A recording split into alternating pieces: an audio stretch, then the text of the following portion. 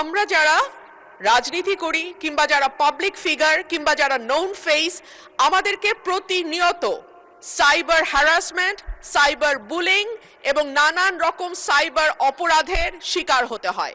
নারীরা যেই দলেরই কর্মী হোক না কেন কিংবা যেই দলেরই সমর্থক হোক না কেন, তাকে হ্যারাস করা অনলাইনে আপাত দৃষ্টিতে আপনাদের জন্য বিরোধী মতে যারা আছেন আনন্দদায়ক হতে পারে, কিন্তু সেটা বুমেরাং হয়ে আপনাদের দিকেই ফিরে আসবে। মাননীয় স্পিকার, এই আইনটিতে সংশোধন আনা হয়েছে কারণ জুয়া সংক্রান্ত অপরাধের জন্য আলাদা একটি আইন এসছে।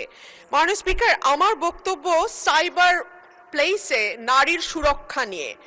মূলত সাইবার স্পেসটা আইন করে নিরাপদ রাখবার যেই প্রাথমিক উদ্দেশ্য ছিল সংসদের, সেটা হচ্ছে এই স্পেসটাকে নারীর জন্য একটা নিরাপদ স্পেস হিসেবে তৈরি করা।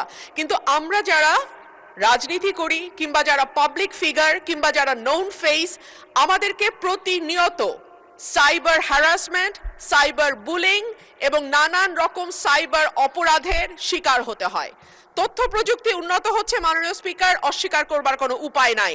অস্বীকার করবার কোনো উপায় নাই। আমরা এখন এআই জগতে প্রবেশ করেছি। অস্বীকার করবার কোনো উপায় নাই যে কোনটা রিয়েল, কোনটা ফেক, কোনটা ভুয়া, কোনটা সঠিক। এইটা আমাদের শিক্ষিত সমাজেরও অনেকে আসলে হিমশিম খেয়ে যায় বের করতে কোনটা সঠিক এবং কোনটা ভুল।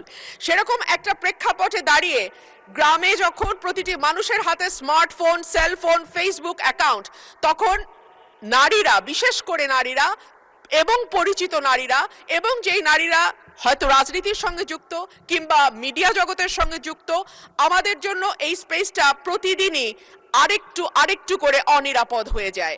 আমি এই সংসদের মাধ্যমে, মাননীয় মন্ত্রী উপস্থিত আছেন আশা করি, এই সংসদের মাধ্যমে আমি আশা করব নারীদের জন্য আমরা যেন একটা নিরাপদ সাইবার স্পেস রাখতে পারি, তৈরি করতে পারি, সেই ব্যাপারে সরকার মনোযোগী হবেন। এবং রাজনৈতিক দলগুলোর প্রতি আমার অনুরোধ থাকবে, নারীরা যেই দলেরই কর্মী হোক না কেন কিংবা যেই দলেরই সমর্থক হোক না কেন, তাকে হ্যারাস করা অনলাইনে আপাত দৃষ্টিতে আপনাদের জন্য বিরোধী মতে যারা আছেন আনন্দদায়ক হতে পারে, কিন্তু সেটা বুমেরাং হয়ে আপনাদের দিকেই ফিরে আসবে।